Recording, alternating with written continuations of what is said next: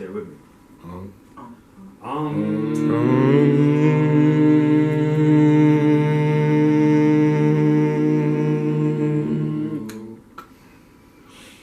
more time.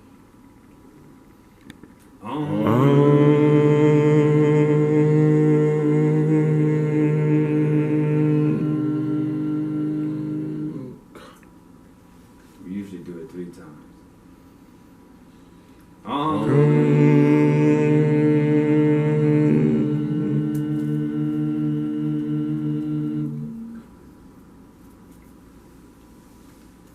Uncle Jasaneb. Peace and blessings to my sisters and brothers. I want to talk a little bit more about sound vibrations and why it's important. Now, according to the ancient Cometian tradition, it talks about Ptah speaking creation into existence. When you look into various forms of religion and so forth, they talk about creation coming into existence through the utterance of a word. Now some call this utterance the sacred word, the logos. So when you use voice command in a form of prayer, you're literally speaking and activating movement in the universe. Notice how the word logos contains the word log, because when you are utilizing and tapping into the power of the word, you are logging on to the system of communication as you're a part of a creative force in the universe, aka universe, the one song, the one verse, and also meaning turned into one, because everything around us is evolving, revolving. We are constantly revolving. Hence, my Kemetic name is Khepra. Khepra is symbolic of transformation. The deity Khepra is in the form of a beetle, a dung beetle. And what this beetle does is the beetle will take a ball of dung and roll it across the desert and shape it into a perfect ball. The female will place her larva or place her eggs into the dung, and the larva will come up and they will emerge as beetles. So this is symbolic for renewal. In fact, the women would feed on these beetles in ancient Kemet for fertility. So when they show you the nectar Khepra, or the god Khepra, he is often portrayed as a beetle, or he actually is represented having a human body and a beetle for a head. So his head is actually a beetle. That's how they depict him. And Khepra represents the rising sun. That's Ra in the morning. So when Ra is having that dialogue with Aset or Isis, Ra tells her that I am Khepra in the morning. I'm Ra at high noon. And at night I'm Atum. So these are representing the 3 phases of movement, 3 phases of the sun, 3 phases of life in which we go through in our existence. So the ancient Cometians understood everything went by cycles. They didn't see things in a linear way, in a way in which we're taught today in today's education. And by believing that everything is held together with sound, and basically that is, it is shaped by sound, and there's experiments that have proven this, and I'm sure you can find these experiments on YouTube where they will literally show you how geometric patterns are shaped through the vibrations of sound. Let's say if you're making sound go through like sand, if you're projecting the sound onto the sand, you get all these geometrical shapes, and it has a ripple effect, like when you throw a pebble into a puddle or a pool of water, you get ripple effects. The same thing is taking place within your brain, with the flashing of the neurons inside your brain, creating ripple effects inside of your brain.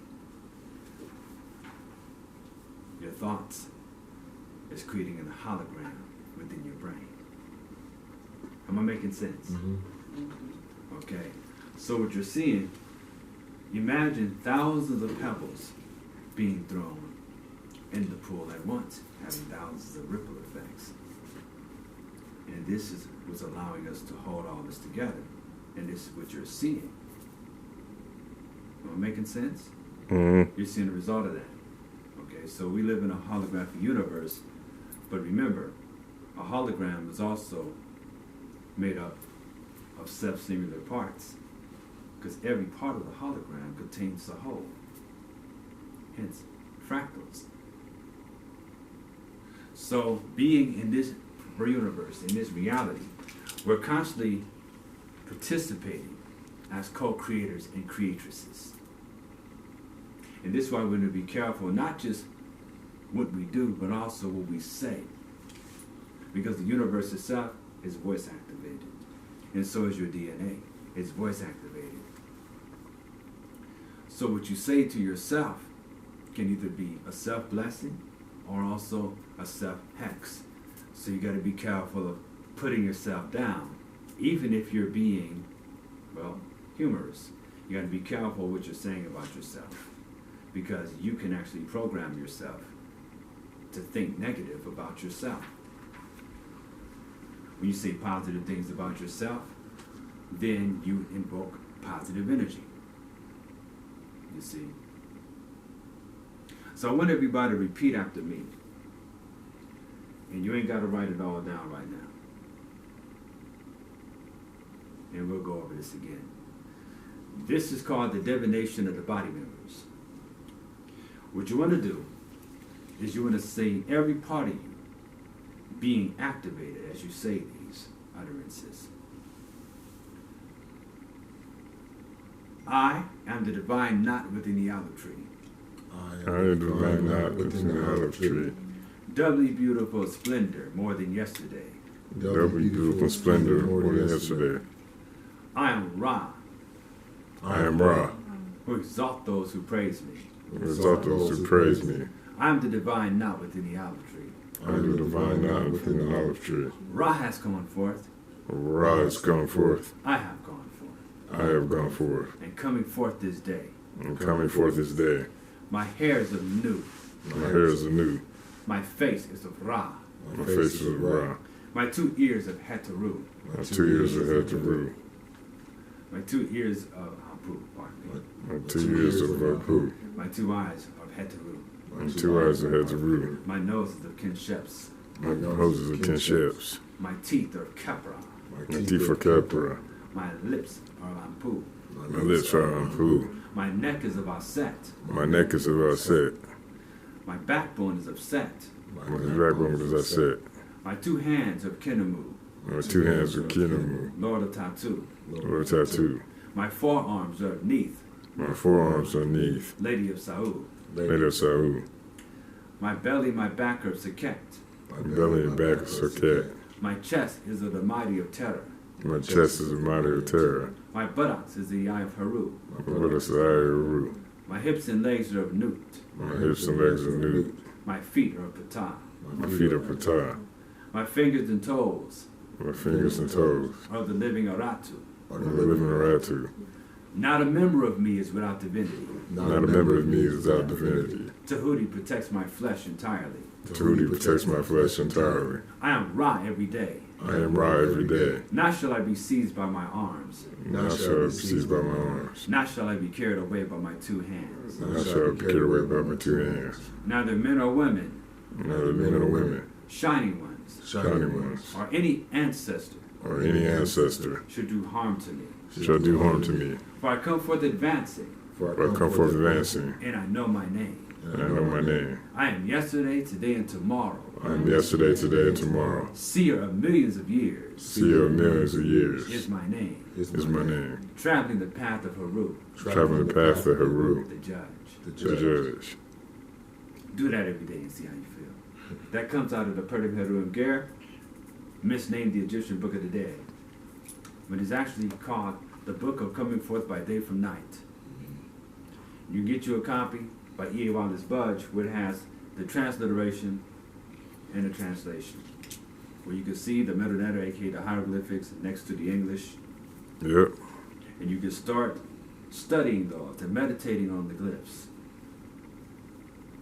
It's called the meta-netter because they're the words of divine. They are the images of those words that are spoken, but they're also the images of objects. Okay? That are seen in not just nature, but some of these are tools like axes. The axe represents netter, which is the name for God, or divine force. And the hieroglyphic makeup for netter is NTR, water wave, loaf of bread, and a fish's mouth, or a human mouth. Some people say that's the mouth of a fish. And to me, it does look like a mouth of a fish. But it also indicates, and people could say that these phonetic sounds are just symbols.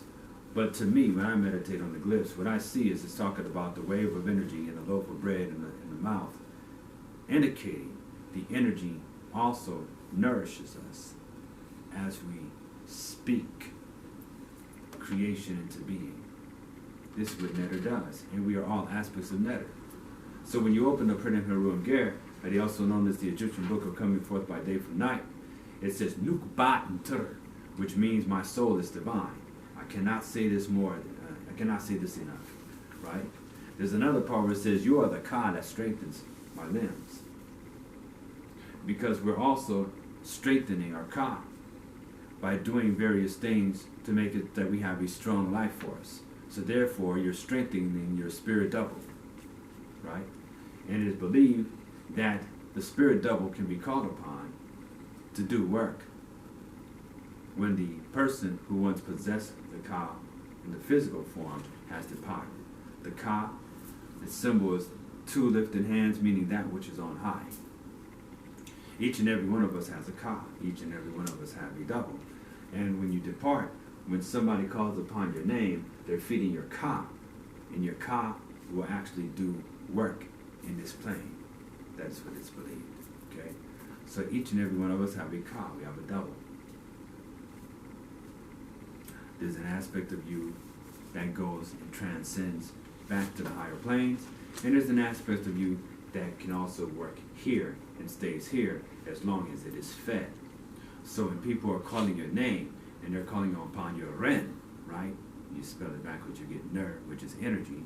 The Ren, which is your name, when you pour out the libation and do Wabu or dirt, okay, and call upon the name of your ancestors, you're activating their Ka. You're feeding their Ka. When you leave food for them, you're leaving food for the Ka. And it's the Ka of your ancestors that survive on the intention and the energy that you're left with the food. So therefore, if you are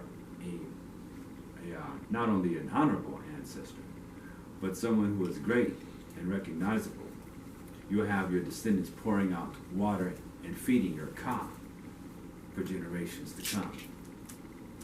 Is Ka similar to Chi, like the life force, the energy, or?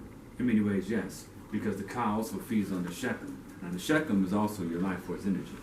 But when you cultivate your Shechem energy, you become more powerful because you increase the power of your Ka.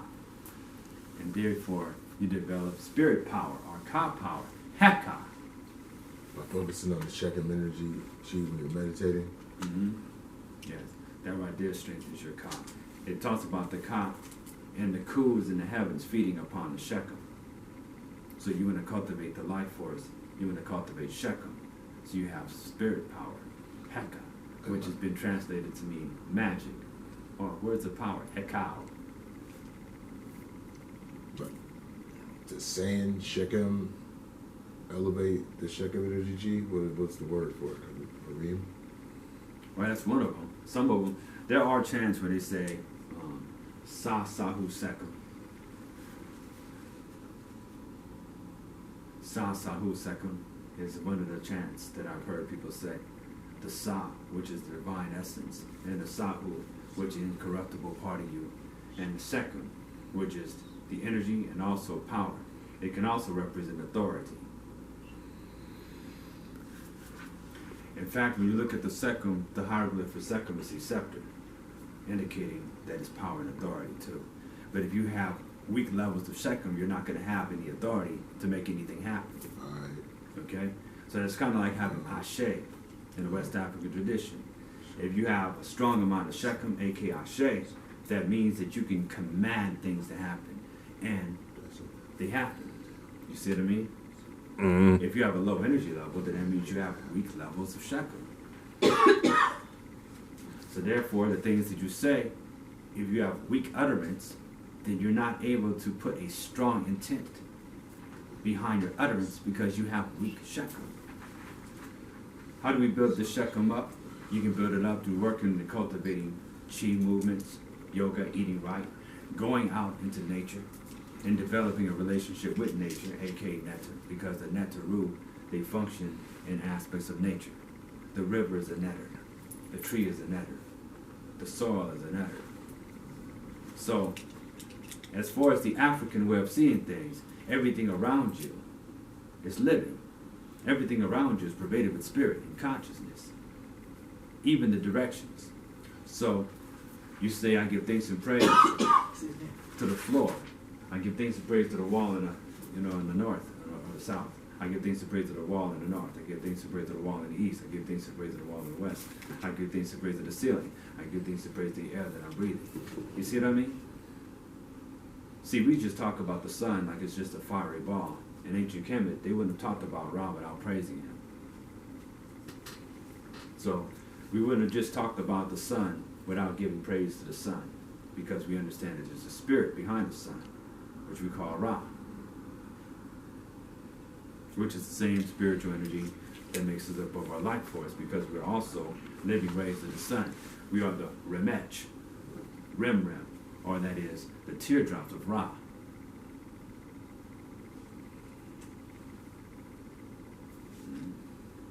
So, by the way, a little bit of a treat. The word Nub in Kemetic language, Nub is the Kemetic language is for gold. Nub. N-U-B. Hence Nubi and Nubians, the golden people. Okay? So, gold is very significant in ancient Kemet. Ra, his flesh is said to be the Af-Ra, meaning the flesh of Ra. And then you have Afra-Ka, the flesh and the spirit of Ra. That's amazing. Africa. Yes. So we're the flesh of Ra. We're the people of Ra. That's the true. sun. There we are. There we are. Even the Yorubas say that we're Omorum, the people of the sun, children of the sun. Okay? So therefore, it is in our interest to be solarized. Solarized. Okay?